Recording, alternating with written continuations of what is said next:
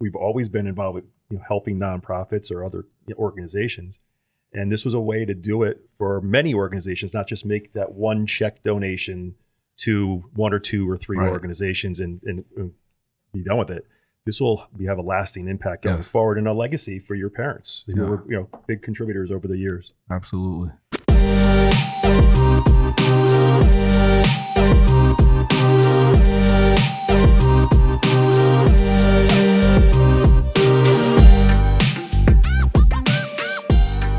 Three, two, one, zero. Hey everybody, welcome to MissionCTRL. This is your host, Ramon Peralta with Peralta Design, and we launch brands. And we've got a special episode. We have the dynamic duo in studio. Please help me welcome Christina and Buddy Prete, co-founders of Shopping Anyway. Thanks for having us. Welcome. So Shopping Anyway, congratulations. It's on the App Store. It's real.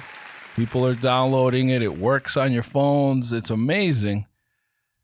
Tell me, how did you guys get from the idea stage to actually this finished product that we all love?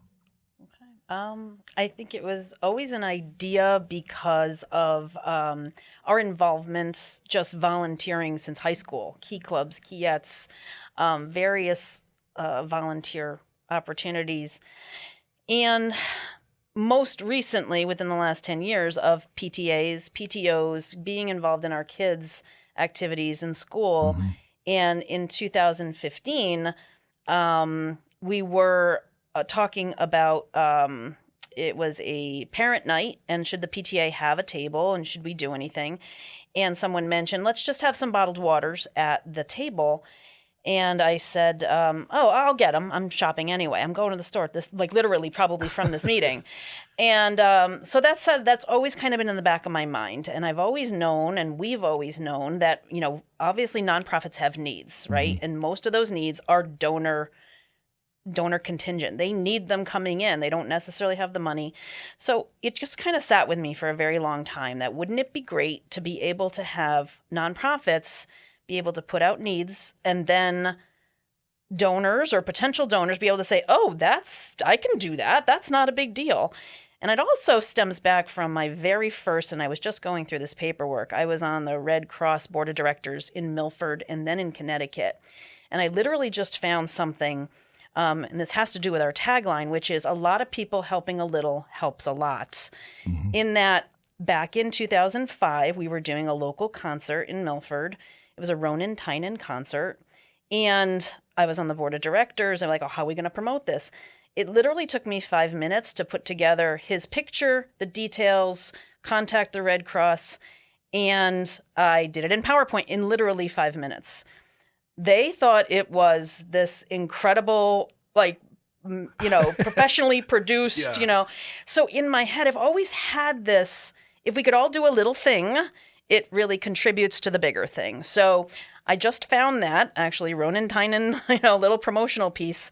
They posted it at the library, at City Hall, at the senior center. It was a sellout, right? Yeah. So it netted, I think, $20,000 in one night, right? But again, it was that impetus of that wasn't a big deal for me. That was really easy. So that's always been in the back of my mind. So over the years, again, it's always kind of been brewing. And then circumstances of 2022, our father passed away, and as his daughter, I handled all his affairs. I was paying the bills for him, and actually he was sick in the nursing home, and he had mentioned, don't forget about the check to Bethel Center. I'm like, okay, Dad, I'm kind of worried about more like the amount due now versus please contribute, right? So I was focusing on the UI bill and the, all of the actual bills, but he really wants to make sure that he did his monthly check. So after handling all those affairs, he passed away in July of 2022, handled all his affairs. I wound up meeting we had set up our childhood home in Devon, Connecticut, Milford, to be sold. But I had met with Jen Paradis, who I knew just along the way and being familiar with all the Milford nonprofits. I had met with her, and I just kind of said, he had put in his obituary to, any contributions can be made to the Bethel Center, and I believe Wounded Warriors, I believe it was. So, she and I just kind of sat down together, and she said, he's been giving monthly for 10 years.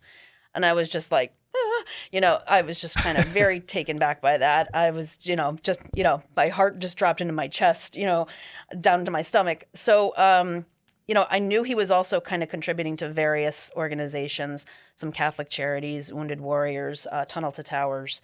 And, I was looking at that, and he was just a check writer. I said, he was probably invited to the galas and the this, and then he's like, he didn't want any of that. He just wanted to be a quiet contributor. And, here's where I'm going to cry. To take care of our brothers and sisters in Christ. He was a very religious man, never missed weekend mass. So that was sort of his philosophy, So I kind of thought, all right, Jen, I want to do something. So this idea was brewing for a while. How do I marry that idea that I've always had with wanting to truly help nonprofits and keep that legacy going of contributing? Mm-hmm. Again, he was a monetary contributor, but some people can only volunteer or can only donate, some diapers or some peanut butter. So we sold our childhood home in November of 2022. One of my brothers, who's since passed, we split that home, the sale of that home. And then my other brother got my father's childhood home in Stratford. So I'm like, what am I going to do with this chunk of money? Right? It's just like, sometimes everything happens, I think, for a reason. Yeah. And also quite in the back of my mind, things don't happen to you, they happen for you. Right? So here I am sitting on a little bit of money, and I'm just like, okay, there's a connection here. We got to figure this out. So I had put together a business plan, just from my background in business, a rudimentary one, really.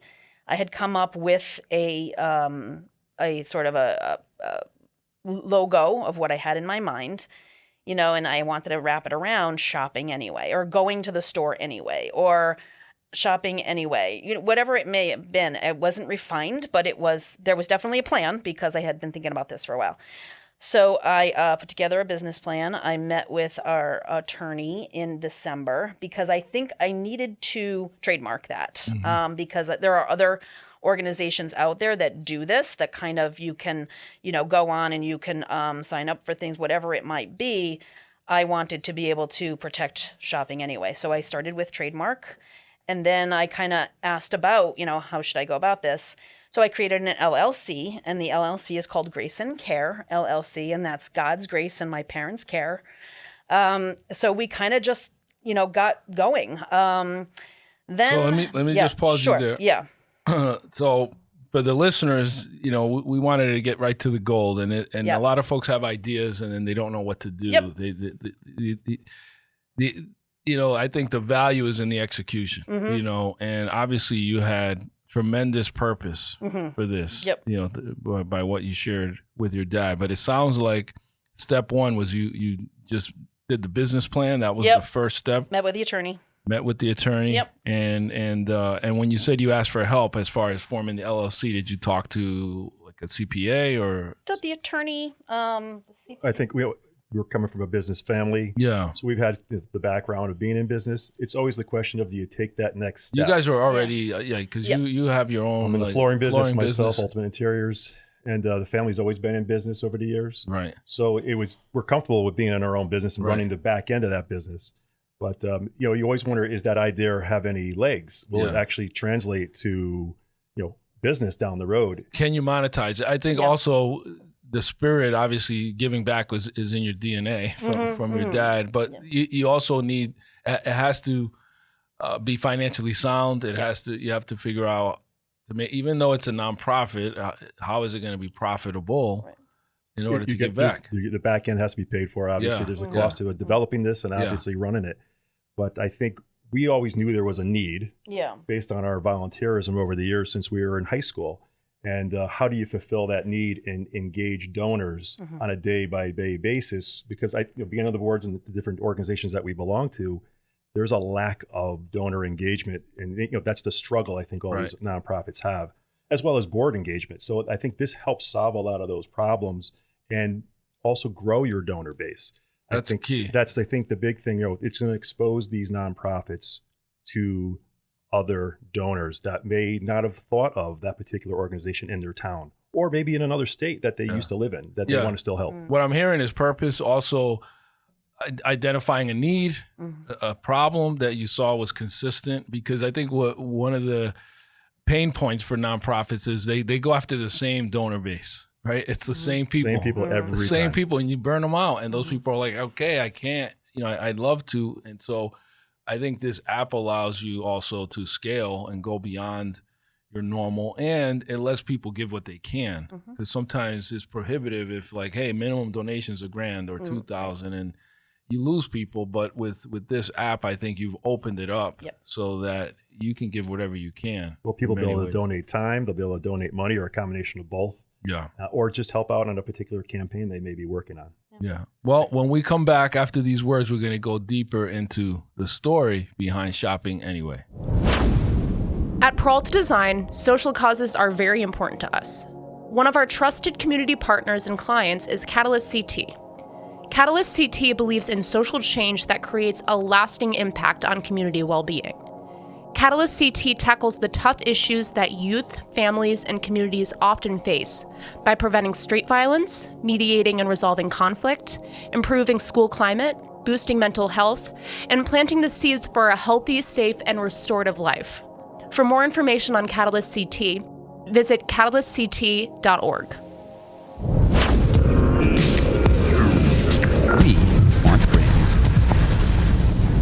And we're back. So we left off. You obviously you lost your dad. You realized he was this tremendous giver.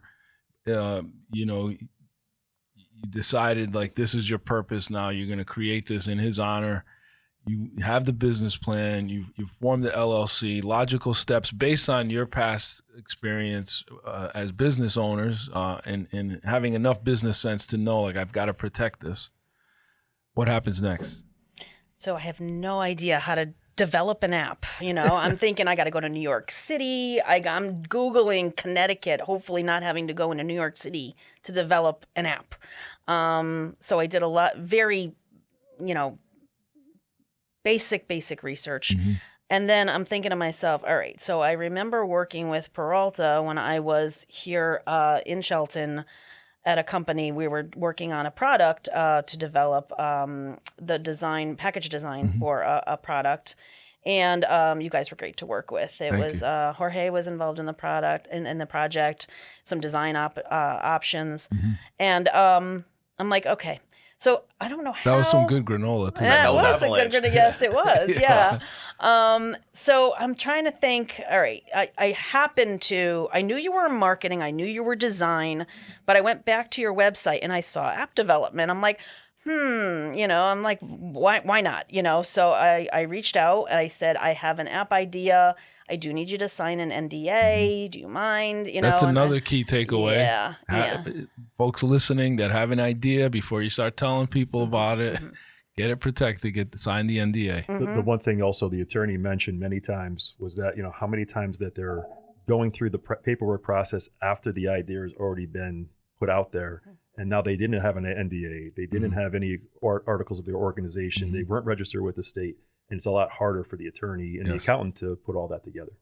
And the attorney that we have locally is a friend of ours. He did the LLC, but his specialty was not in trademarks and what we were looking to do. He referred me to who happens an attorney in Rhode Island.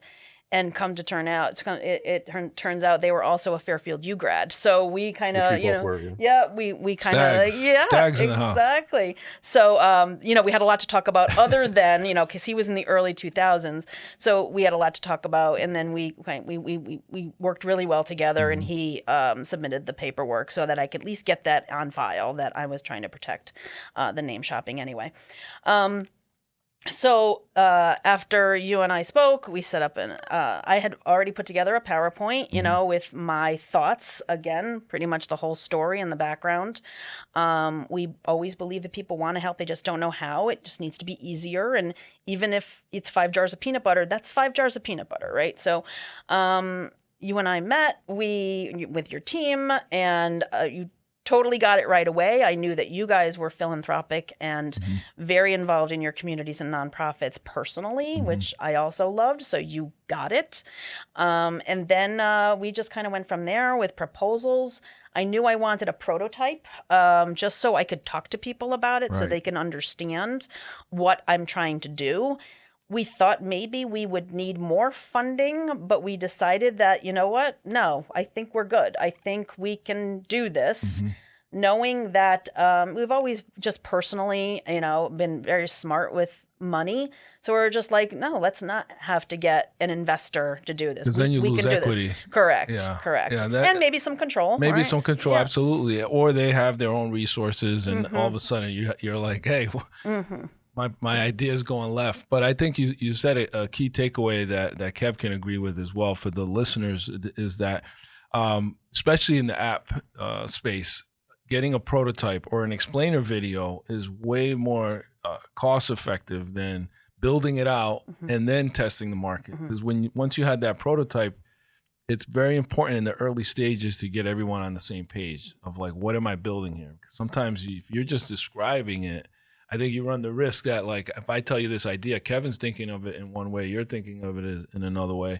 But with the prototype, you literally can click through, and that's way more cost effective for our listeners that may have an idea that want to bring it to market. Building the prototype gets everyone on the same page. We used to call it back in the day vaporware, where there's no code behind. It's kind of like it's a smoke and mirrors. It looks like it works, but there's no code yet. But it gets the point across of like what you're trying to build. And I think it's important, right? As you can probably share in the beginning, you got some feedback that you then incorporated into the actual product. And it laid the groundwork for you, Kevin, to be able to build from what we had kind of already boilerplated on the prototype. Exactly. And important that it was an interactive prototype, not just static screens or something you're just, browsing through.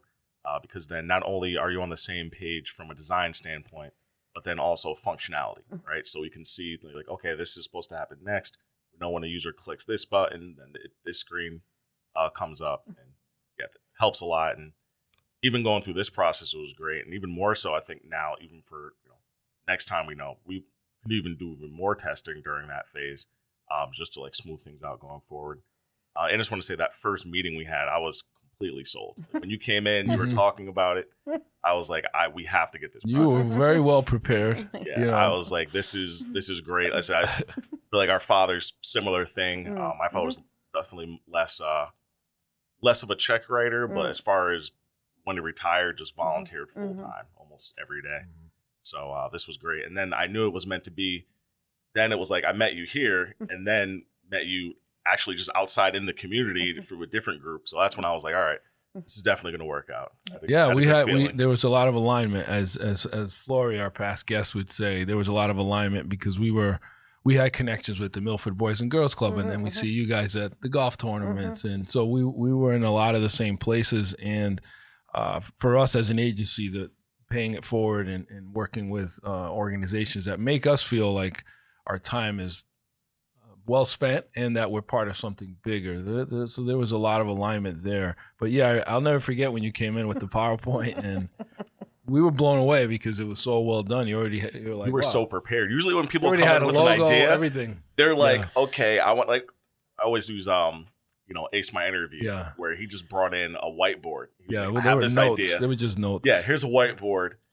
But I mean, you were like, here's the document, the trademark, everything, the business plan. We were like, all you need is us. Like, this is great. You're ready to go. Yeah. There was many years of discussion prior to that. Yeah. So tell us about some of those conversations. Did you at any point were you like you're crazy, or were you always on board? No, I think we were very supportive of each other and the idea, and it got to that point, in discussion as we pushed things back and forth and had the discussion. It's like, just do it.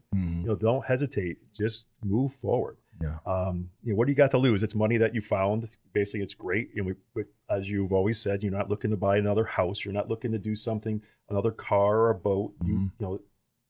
We've always been involved with helping nonprofits or other organizations. And this was a way to do it for many organizations, not just make that one check donation to one or two or three organizations and be done with it.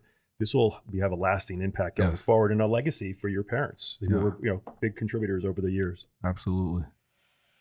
All right. So you got the prototype, and then what happened? I think what was great, and when you say I was prepared, I can tell you that it's divine intervention as well. I had, many moments where I'm like, "Ooh, I got to add that. Ooh, I got to add that," and then they just kept flowing. So it wasn't difficult because I had guidance from my own brain, my own experience, my angels, whatever it may be. It just came together. So, and what was really nice is that when I met with you and then we decided we were working together and we were flowing and, the check-in meetings, what was nice is that Kevin would bring things, Jorge would bring things, it was just, we were all kind of like building upon the base and ideas would just start to flow. And it was just so collaborative, which was really nice. So, and, even though there were times when it's just like, okay, if you want to do this, we have to do this. If you want to do this, we have to do this. Okay. And now because we always knew, so we announced it in June that, the Shopping Anyway, we put the name out there. The website was ready just to be, a website. But then over time, being able to tweak the app itself. I mean, Kevin, but let's do this. I know it's going to be a couple, but now we're at a time where the product as it is, and it was released or it was approved in the App Store in November 28th. I'll always remember that. And then we actually released it on January 10th. But it was a process. And I have a figurine on the kitchen counter at home, and it's a Jim Shore cat, and it just says patience, right? You have to trust the process. You have to have patience. We were never in any hurry. But at the same time, it was just like you start to get a little antsy. You want it out there, but you want a good product, right? So it was a lot of collaboration. It was a lot of tweaking. It was a lot of, this isn't working the way it should, but okay, I understand, So again, that probably is the hardest thing to convey is that everything, needed to happen in its own time and space as opposed to, let's just release it, and just containing the scope. Cause like you're saying, everyone's bringing things. So this is one of those projects where it's like, even outside of work, you're sitting there eating dinner and you're like, oh my God, we should do this. Or you're talking to someone and they're like, oh, does it do that? And you're like, no, but it should. Kev, what was something that you basically had to say, like, not for this, not for the launch? Cause sometimes we have to come up with the MVP or help the client kind of, okay, we're going to launch with this, but down the line you can add that. Yeah. So something, one thing, this is actually an idea that actually Lily from Team Inc., when we first discussed it with her. Shout out to Lillian. She was like, oh, so I can go, let's say I'm in my cupboard and I see we have a bunch of spaghetti sauce. I can go in there and type in spaghetti sauce and then it'll show me a list of organizations that are looking for it. And I'm like, oh my God, why didn't I think of that? I'm like, that's brilliant. And then I'm like telling you about it. I'm like, that's great. And I was like, all right, we can't do this for launch, but we're writing this down. I think we have a list of things where we it's do like, have a parking lot. Yes. Yeah. These are all these things that we want to add. Same thing. Let's say you want to volunteer and, you're elderly. Let's say you're using public transportation to get there. You show up and it's like, oh, well, actually we need you to bring these 60, pound boxes and drive them across town. It's like, I don't have a car. And I think there's value in sharing that or reiterating that you can't let perfect be the enemy of good because you'll never launch. And I think a lot of, that's what happens to a lot of people with ideas is that they keep adding and then it never actually materializes because they're waiting for that perfect day of everything's in there and it does all these things. And the truth of the matter is if you look at any app that you have on your phone, they're constantly sending you updates. And that's how you keep it sticky. Every single time you have a new release of a new feature set, it gives you that opportunity to get in the radar again and promote, because you're giving your loyal followers or users an update, but then somebody that may have never heard of it gets a chance to say, what's this all about? So you'll always be in the news if you're always improving it. And I think constant beta is a better way to look at app development, in that you're always going to get feedback. Every day you're going to get these new features that people may want, and then you can always add them later. I think the add-on, though, to that is you still want to have a great experience for the nonprofit and the donor. So we wanted to make sure that was that was done, because you don't want them to shy away from it. Exactly. I think we did that over the months that we did that development. And I think, and again, not that it's perfect, but it's there where they're going to have a good experience, and we're going to make it a better experience. Did you feel like one was more important than the other, or they were both equal? It was a balance. Yeah. I think we had to balance it out. I mean, again, there's things that, quirky things that, you may look at it, but some people find it fine. But, there's even over this last week and a half that we're looking at, it's like, yeah, maybe we could do this down the road.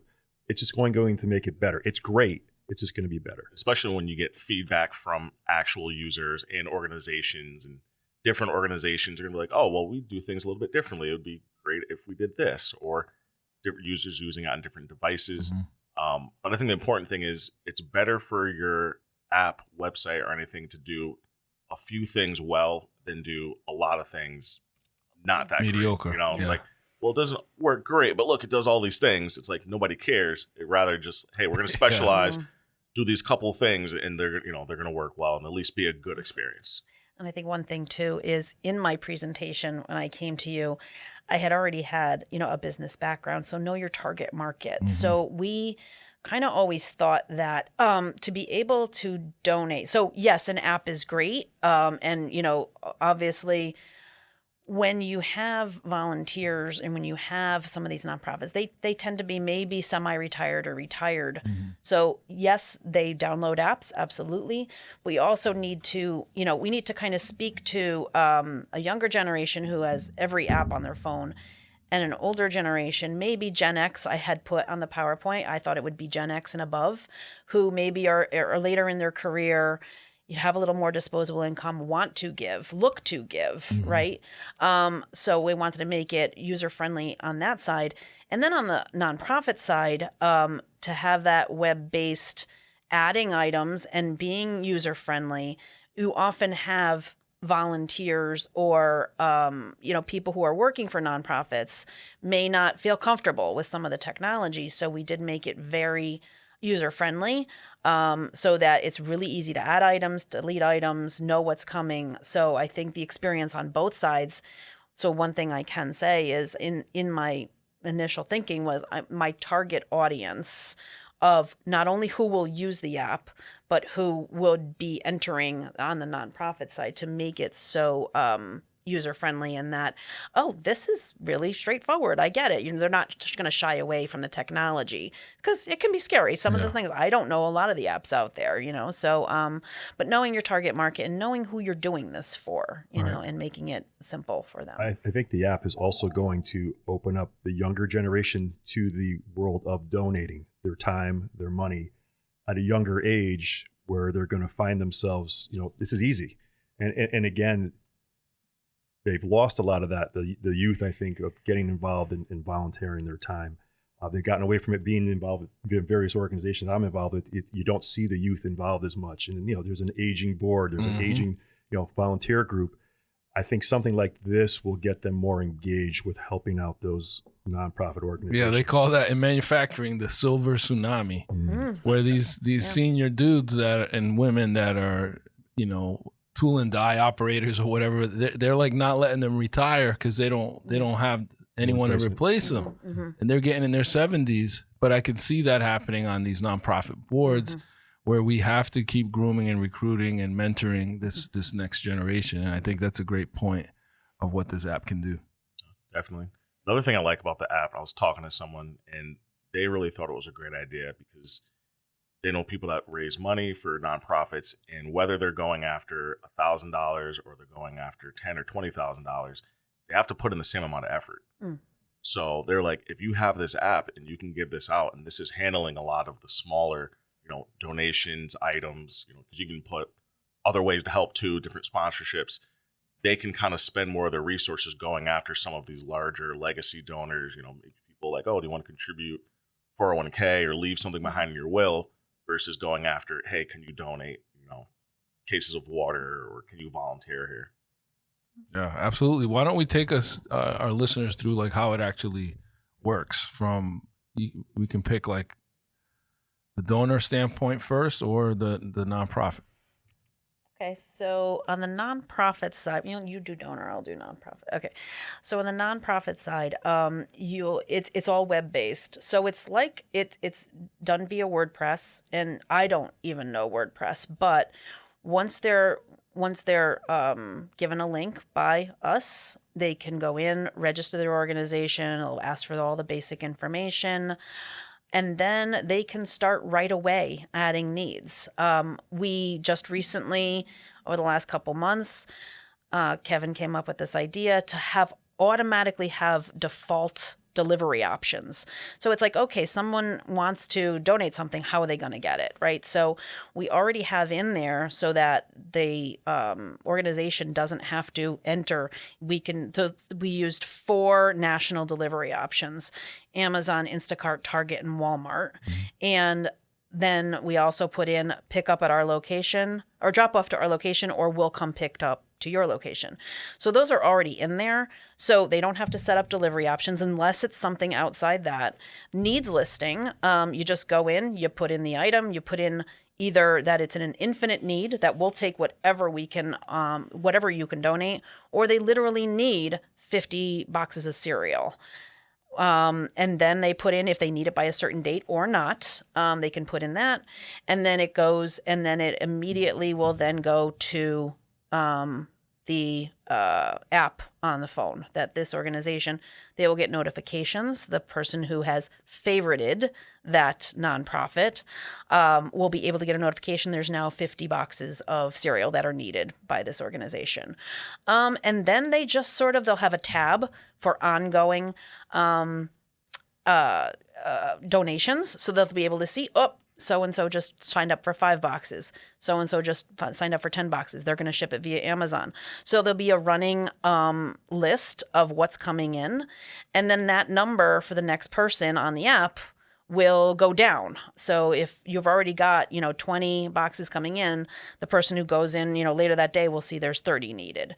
So it's very user-friendly on the nonprofit side. They'll be able to get reports of their donors. If something goes wrong where they're closed for the day and they can't receive it, they'll be able to contact that donor and make other arrangements. So the organization does have a lot of information at their fingertips, and they can go in and update it hourly, daily, whatever, and it will immediately go to the app so that the donor can see any updates.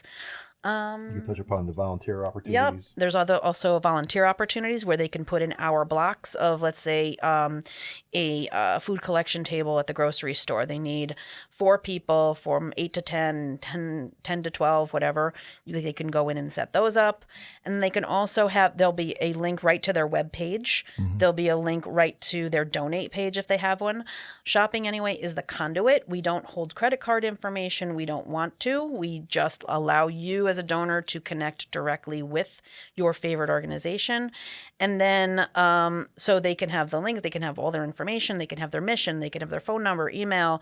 And then there's another opportunity for other ways to help. And what I think that's going to happen come the spring and summer, is you'll be able to link right to your Eventbrite for your golf tournament or your gala. So that's other ways to help. You're still supporting, but you happen to be participating in the golf tournament, right? Sponsorships is another one where right on their setup page, the organization can, and Kevin made it so easy, they can upload a logo and they can upload the link so that, for instance, the donor will be able to go to that profile page of the organization. Down the bottom, there'll be 6 months for the whole year, whatever it may be, the sponsor who may have helped pay for or entirely paid for that subscription for the nonprofit, so that they'll always have a presence whenever they're on their profile page. That's easy to add. And other ways to help. So it's got needs listing, volunteers, other ways to help, and then sponsorship opportunities. So it's extremely user friendly for the nonprofit to enter. Yeah. Also a direct link to their website too, so they can go right and find out more about the mission that they have. I think also it just regarding that ad that they can have for a sponsorship. If you've got enough eyes on your page, it doesn't have to be a net neutral. It could actually be a profit center for the nonprofit. They could sell it for more than what the app is going to cost them. So I think that's another revenue source that they can actually have if they have enough people favored in their page. But from the donor side, again, it's very easy, of course, to go into the Apple Store there, download the app. As you do a quick sign up, you get your verification code and make sure you are who you are. And then in turn, you're ready to go. So you'll be able to search on type of organization. You'll be able to search based on your zip code to find out what if you have a passion for something, whether it be an animal shelter or a homeless shelter, and you'll find out what's in your local area, especially if you came in from outside of the state, or say you still want to support a homeless shelter in your home state of California when you're now living in Connecticut. You'll be able to do that because everybody will be linked together. So you'll basically go right to that page. If it's somebody that you know or somebody you want to favorite, you favorite that page. You'll get notifications, as Christy said, every time that the nonprofit puts those needs up, whether it be volunteer or item listing. You'll be able to be notified and you'll say, hey, XYZ nonprofit needs water. And you can click on it, sign up immediately right away, how many units you're going to bring. They'll know you're bringing it on Thursday, you're going to drop it off, or you're going to ship it via whatever, and they'll instantaneously know it's coming. And then, of course, when it does come, they'll be able to mark it off that it was received, and you'll be able to say that you delivered it so that there's a confirmation of what's happening. So they know what's happening. And if they didn't get it, they'll understand, they'll figure out why they didn't get it. So it's a very important tool, I think, for them to be able to make sure things are being followed through on. But I think that's the main thing, because a lot of people will sign up and then maybe not fulfill the obligation. But we wrote it down as commitment, so at least there's some more weight to that. That we're going to start pinging and the them, reminders. The reminders. So on the dashboard too, when you log in as the user, depending on what kind of commitment you've done, there will be reminders. Especially like if you set a set date, like I'm bringing this there on the 18th. That week they're going to be like, hey, just so you know, it's coming up. And then the reminders, the icons get a little more, there'll be an exclamation point if it's like the night before, like, hey, this is due tomorrow, don't forget. And I think the power of this is, like you mentioned, on the organization and how it's so dynamic, right? So a lot of organizations now, they're going to go on Facebook, they're going to put, hey, we need this, right? And then it's just up there. And then, sure, you could go through, okay, guys, how many do we get? Oh, someone brought this. Let's go update it. And the way the Facebook algorithm works, most of your followers won't even see it. And if you make any sort of update to it, even the people that did see it may never see it again. You've got everyone bringing the same thing. Like I know, during the flood that happened recently in the Valley, Seymour Oxford Food Bank received, they said, a lifetime supply of ramen noodles. Because it's cheap, it's easy, it doesn't go bad. You're like, we've got more ramen noodles we can do with, because everyone just, they need all these things. Oh, ramen noodles, I got that. Where this, if you put, we need a certain amount of ramen noodles, once those commitments are met, it's now off the list, right? So it just removed dynamically. The nonprofit doesn't have to do anything. And like you mentioned, the communication back and forth. Let's say I can't make it. If I cancel, the organization gets an email saying, hey, this person had to cancel, or hey, this person had to reschedule for a different date, so they know they're not expecting it, and they don't really have to do anything. Everything just kind of happens automatically. You set the dates for it, you set the amounts, and then everyone kind of knows where they are, and it's to kind of hold people accountable. You get the reminder. You'll see what's going on in your dashboard, as Kev mentioned, which is important because we're all busy, and in turn you may sign up for something for Thursday, but Thursday's here before you know it. So it's important to at least have that reminder. But this all goes back into that donor engagement. This is going to keep the donors engaged with the app, and the nonprofits being able to engage their donors, which are the big challenge now with a lot of nonprofits and boards that we sit on. Is trying to get people involved throughout the year. This will actually do that. Yeah, no, this sounds amazing. I think everyone needs to go download this. Tell our listeners where they can get more information. Kev, you can chime in too. Like, where can they get it if they're on an Android or iPhone, or what the future looks like for getting it? Shopping Anyway in the Apple Store, obviously, is easy enough to find, and then in turn, it will be soon available on Android. Time to save the best for last. Yeah. Oh yeah. There you go. You have 3 Android Right, you're users. outnumbered for the. I'm outnumbered. Yeah. I'll fall back. Retreat. But and obviously visit the website shoppinganyway.com. shoppinganyway.com. And we're on the 4 socials: Facebook, Instagram, X, and LinkedIn. Awesome. And another thing that happens that things fall into place. Yeah. That was available. Like, you'd think Shopping Anyway, right? It's like, oh God, am I going to be able to? They were all available. Like, sometimes, like, I would be doing something and the path just opened. And again, divine intervention, whatever you want to call it. It was just like, you expect things, and that's why you kind of know that this is your purpose. You're on the right path. You're on the right path. Yes. Things are working out, even though maybe it was a little bit of a hiccup. No, that wasn't a hiccup. That was actually an opportunity.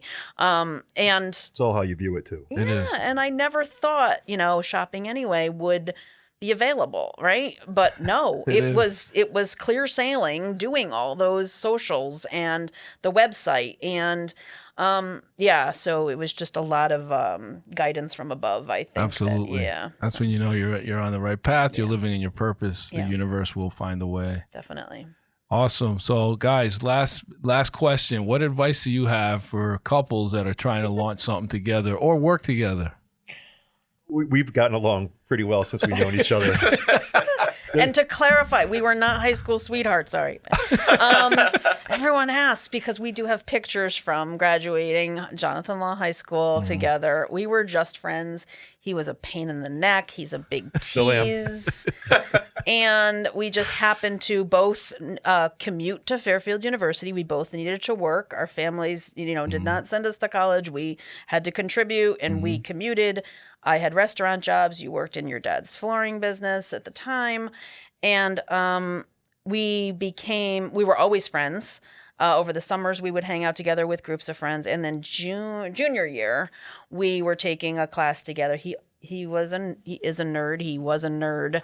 He had the best research. And believe it or not, it was a marketing class. And it was Sam Walton's Buy America campaign back then. So that was 92-ish, 91-ish. And he had some great articles, probably from Microfiche at the time. And we were sharing articles for this report. And then we just started, hanging out more and more and more. And then, Well, again, I think the relationship was more of a friendship to start, which, developed a little farther than that. So it was great. And we get along, and we also have our tough times. But I think from a working standpoint, I think, we will have our arguments and we'll have our discussions, and we're both stubborn at times.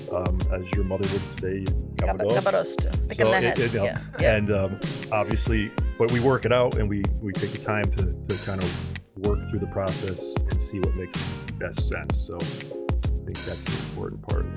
You're going to have your ups and downs. I don't care what it is. And he's a list guy, and he's an Nancy Pants, and he wants to be doing something all the time, right? And I'm just like, when I said patience, that's what I meant, right? And Patience it's just with like him. Patience with him, and just. All right, I'll get there. I'm working through it. I'm a very methodical thinker. I need to do things, and yes, maybe it does slow the process a little bit, but he's just like, if there's something to do, you got to do it. He's a doer. He's like me, ID. Let's get it done. Okay, exactly. It's on the list. Cross the list. You're probably good at whack-a-mole. Absolutely. But it's, Two hands. it's always need to be doing something. But here I am, I'm more thoughtful. I think things through, and then, okay, it's a focus. It's a good balance. Change. Yeah. It sounds like a good balance. Yeah, it is. Yeah. Awesome, guys. Well, thank you for being here. Congratulations. Thank you. Thanks for trusting us, and we can't wait to see where this goes. Thank you. Thank you. All right, everybody. Thank you for listening to this episode of Mission Control. Until next time, this is your host, Ramon Peralta with Peralta Design, and we launch brands.